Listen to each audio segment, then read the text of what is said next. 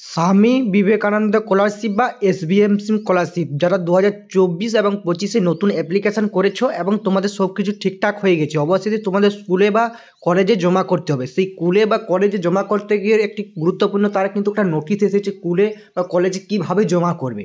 তার আজকে তোমাদেরকে নোটিশটা কবে বেরিয়েছে সেটা সম্পূর্ণ তোমাদেরকে বিস্তারিত তুলে ধরছি।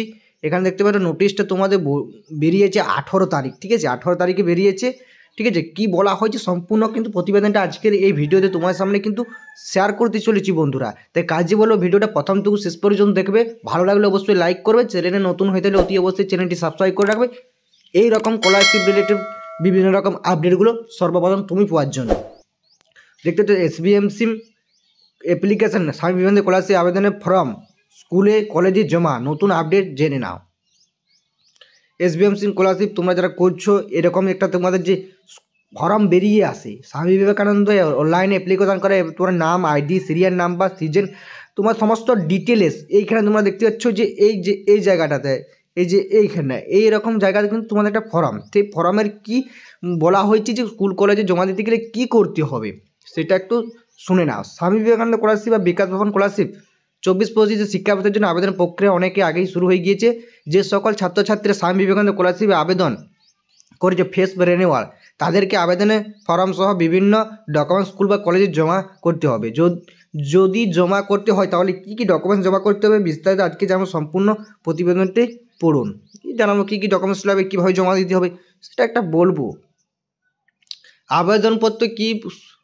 আবেদনপত্র স্কুল বা কলেজে জমা করতেই হবে, সঙ্গে কী কী ডকুমেন্টস লাগবে।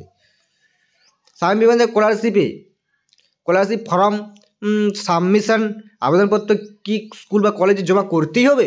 হ্যাঁ, 100% তোমার স্কুল বা কলেজ তারা দেখবে, তারা সই করবে, তারা অ্যাপ্রুভ করলে তবেই তুমি টাকা পাবে, না হচ্ছে কিন্তু স্বামী বিবেকানন্দ স্কলারশিপ থেকে তুমি কিন্তু টাকা কিন্তু 1 টাকাও পাবে না। স্বামী বিবেকানন্দ স্কলারশিপ আবেদন করার পর সমস্ত পড়ুয়ার চিন্তিত রয়েছে যে এবার কি আমাদের পত্র এবং বিভিন্ন ডকুমেন্টস স্কুল বা কলেজ জমা করতেই হবে।